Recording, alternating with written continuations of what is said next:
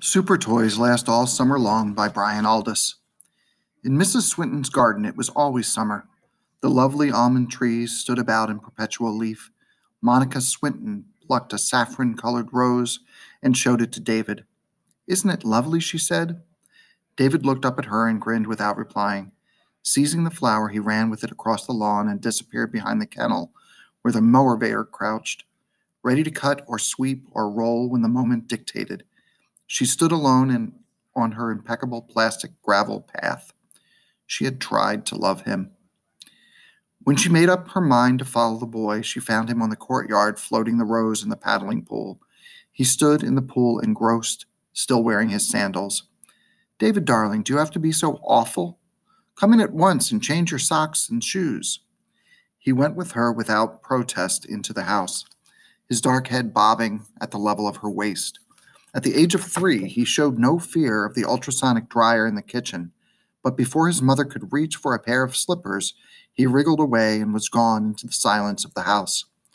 He would probably be looking for Teddy. Monica Swinton, 29, of graceful shape and lambent eye, went and sat in her living room, arranging her limbs with taste. She began by sitting and thinking. Soon she was just sitting. Time waited on her shoulder with a maniac sloth it reserves for children, the insane, and wives whose husbands are away improving the world. Almost by reflex, she reached out and changed the wavelength of her windows. The garden faded in its place. The city center rose by her left hand, full of crowding people, blowboats, and buildings, but she kept the sound down. She remained alone. An overcrowded world is the ideal place in which to be lonely. The director of Synthac The directors of Synthac were eating an enormous luncheon to celebrate the launching of their new product. Some of them wore their plastic face masks, popular at the time. All were elegantly slender, despite the rich food and drink they were putting away. Their wives were elegantly slender, despite the food and drink they too were putting away. An earlier, less sophisticated generation would have regarded them as beautiful people, apart from their eyes. Henry Swinton, managing director of Synthac, was about to make a speech. "I'm sorry your wife couldn't be with us to hear you," his neighbor said. "Monica prefers to stay at home thinking beautiful thoughts," said Swinton, maintaining a smile. "One would expect such a beautiful woman to have beautiful thoughts," said the neighbor. "Take your mind off my wife, you bastard," thought Swinton, still smiling. He rose to make his speech amid applause. After a couple of jokes, he said, "Today marks a real breakthrough for the company. It is now almost 10 years since we put our first synthetic life forms on the world market. You all know what a success they've been, particularly in the miniature dinosaurs, but none of them had intelligence. It seems like a paradox that in this day and age we can create life, but not intelligence. Our first selling line, the Crosswell tape, sells best of all, and it's the most stupid of all," everyone laughed. "Though 3/4 of the overcrowded world are starving, we are lucky here to have more than enough, thanks to population control. Obesity is our problem, not malnutrition. I guess there's nobody around this table who doesn't have a Crosswell working for them in the small intestine, a perfectly safe parasite tapeworm that enables its host to eat up 50% more food and still keep his or her figure, right?" General nods of agreement. "Our miniature dinosaurs are almost equally stupid. Today we launch an intelligent synthetic life form, a full-size serving man. Not only does he have intelligence, he has a controlled amount of intelligence. We believe people would be afraid of a being with a human brain. Our serving man has a small computer in his cranium. There have been mechanicals on the market with mini computers for brains, plastic things without life, super toys. But we have found a way to link computer circuitry with synthetic flesh." David sat by the long window of his nursery, wrestling with paper and pencil. Finally, he stopped writing and began to roll the pencil up and down the slope of the desk lid. "Teddy," he said. Teddy lay on the bed against the wall under a book with moving pictures and a giant plastic soldier. The speech pattern of his master's voice activated him, and he sat up. "Teddy, I can't think of what to say." Climbing off the bed, the bear walked stiffly over to cling to the boy's leg. David lifted him and set him on his desk. "What have you said so far?" "I've said," he picked up his letter and stared hard at it. "I've said, 'Dear Mummy, I hope you're well just now. I love you.'" There was a long silence until the bear said, "That sounds fine. Go downstairs and give it to her." Another long silence. "It isn't quite right. She won't understand." Inside the bear, a small computer worked through its program of possibilities. Why not do it again in crayon? When David did not answer, the bear repeated his suggestion. Why not do it again in crayon? David was staring out of the window. "Teddy, you know what I was thinking? How do you tell that what are real things from what aren't real things?" The bear shuffled its alternatives. "Real things are good. I wonder if time is good. I don't think Mummy likes time very much. The other day, lots of days ago, she said that time went by her. Is time real, Teddy?" "Clocks tell the time. Clocks are real. Mummy has clocks, so she must like them. She has a clock on her wrist next to her dial." David started to draw a jumbo jet on the back of his letter. "You and I are real, aren't we, Teddy?" The bear's eyes regarded the boy unflinchingly. "You and I are real, David."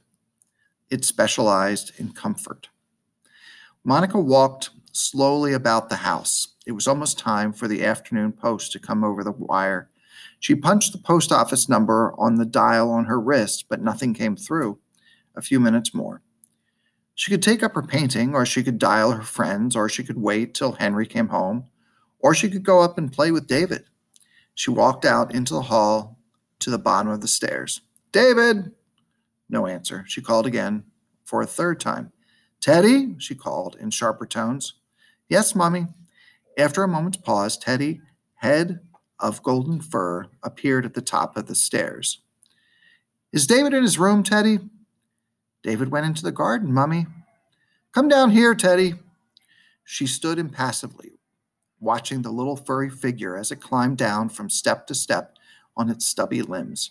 When it reached the bottom, she picked it up and carried it to the living room. It lay unmoving in her arms, staring up at her. She could just feel the slightest vibration from its motor. "Stand there, Teddy. I want to talk to you." She set him down on the tabletop, and he stood as she requested, arms set forward in an open in the eternal gesture of embrace. "Teddy, did David tell you to tell me he had gone into the garden?" The circuits of the bear's brain were too simple for artifice. "Yes, Mummy." "So you lied to me?" "Yes, Mummy." "Stop calling me Mummy." "Why is David avoiding me? He's not afraid of me, is he?" "No, he loves you." "Why can't we communicate?" "David's upstairs." The answer stopped her dead. Why waste time talking to this machine? Why not simply go upstairs and scoop David into her arms and talk to him as a loving mother should to a loving son? She heard the sheer weight of silence in the house, with a different quality of silence pouring out of every room. On the upper landing, something was moving very silently. David, trying to hide away from her. He was nearing the end of his speech now.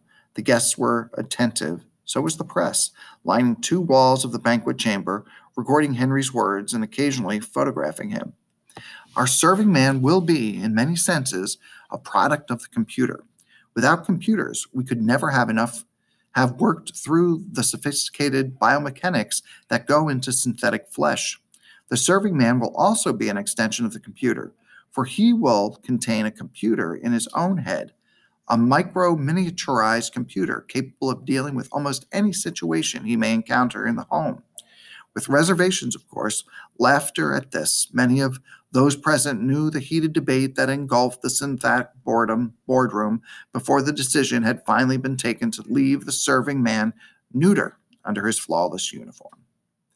Amid all the triumphs of our civilization, yes, and amid the crushing problems of overpopulation too, it is sad to reflect how many millions of people suffer from increasing loneliness and isolation. Our serving man will be a boon to them.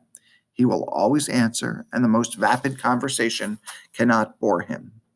For the future, we plan more models, male and female, some of them with the limitations of the first one, I promise you, of more sophisticated design, true bioelectric beings. Not only will they possess their own computer capable of individual programming, they will be linked to the World Data Network. Thus, everyone will be able to enjoy the equivalent of an Einstein in their own homes. Personal isolation will then be banished forever. He sat down to enthusiastic applause. Even the synthetic serving man sitting at the table, dressed in an unostentatious suit, applauded with gusto.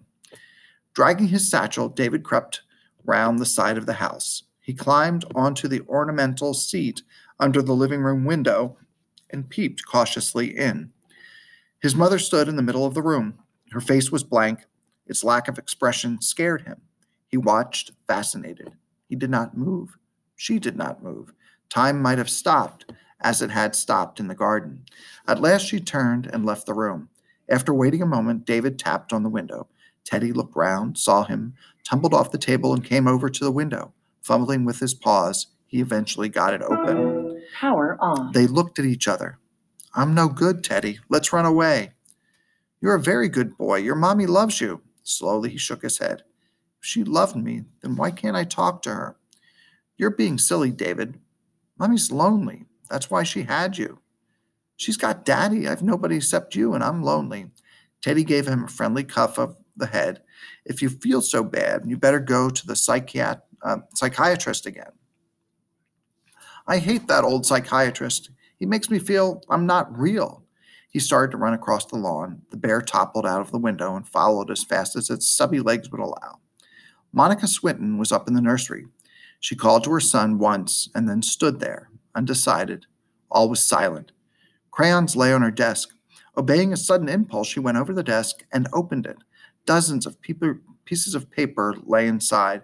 Many of them were written in crayon, in David's clumsy writing, with each letter picked out in a color different from the letter preceding it.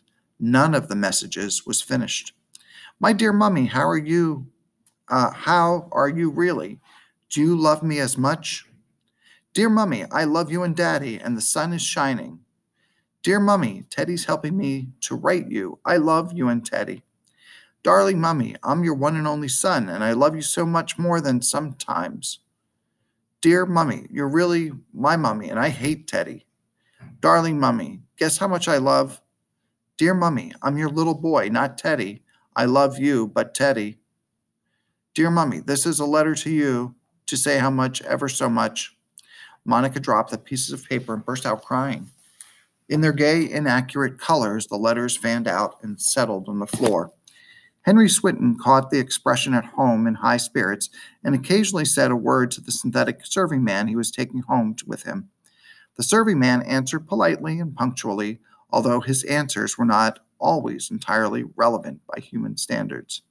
The Swintons live in one of the most richest city blocks, half a kilometer above the ground, embedded in other apartments. Their apartment had no windows to the outside. Nobody wanted to see the overcrowded external world. Henry unlocked the door and with his retina pattern scanner and walked in, followed by the serving man. At once, Henry was surrounded by the friendly illusion of gardens set in eternal summer. It was amazing what hologram could do to create huge mirages in small spaces. Behind its roses and wisteria stood their house. The deception was complete. A Georgian mansion appeared to welcome him. How do you like it? He asked the serving man. Roses occasionally suffer from black spot. These roses are guaranteed free from any imperfections. It's always advisable to purchase goods with guarantees, even if they cost slightly more. Thanks for the information, Henry said dryly. Synthetic life forms were less than 10 years old. The old android mechanicals less than 16. The faults of their systems were still being ironed out year by year. He opened the door and called to Monica. She came out of the sitting room immediately and flung her arms around him, kissing him ardently on the cheeks and lips. Henry was amazed. Pulling back to look at her face, he saw how she seemed to generate light and beauty. It was months since he had seen her so excited. Instinctively, he clasped her tighter. Darling, what's happened? Henry, oh my darling, I was in despair, but I've just dialed the afternoon post and you'll never believe it. Oh, it's wonderful. For heaven's sake, woman, what's wonderful? He caught a glimpse of the head on the photostat in her hand, still moist from the wall receiver, Ministry of Population. He felt the color drain from his face in sudden shock and hope. Monica, oh, don't tell me our numbers come up. Yes, my darling, we've won this week's parenthood lottery. We can go ahead and conceive a child at once. He let out a yell of joy. They danced round the room. Pressure of population was such that reproduction had to be strict, controlled. Childbirth required government permission. For this moment they had waited 4 years. Incoherently they cried their delight. They paused at last, gasping, and stood in the middle of the room to laugh at each other's happiness. When she had come down from the nursery, Monica had de-opaqued the windows so that they now revealed the vista of the garden below. Artificial sunlight was growing long and golden across the lawn, and David and Teddy were staring through the window at them. Seeing their faces, Henry and his wife grew serious. What do we do about them? Henry asked. Teddy's no trouble. He works well. Is David malfunctioning? His verbal communication center is still giving trouble. I think he'll have to go back to the factory again. Okay, we'll see how he does before the baby's born, which reminds me, I have a surprise for you. Help just when help is needed. Come into the hall and see what I've got. As the two adults disappeared from the room, Boy and Bear sat down beneath the standard roses. Teddy, I suppose Mummy and Daddy are real, aren't they? Teddy said. You ask such a silly question, David. Nobody really knows what real really means. Let's go indoors. First, I'm going to have another rose. Plucking a bright pink flower, he carried it with him into the house. He could lie in the pillow as he went to sleep. Its beauty and softness reminded him of Mummy.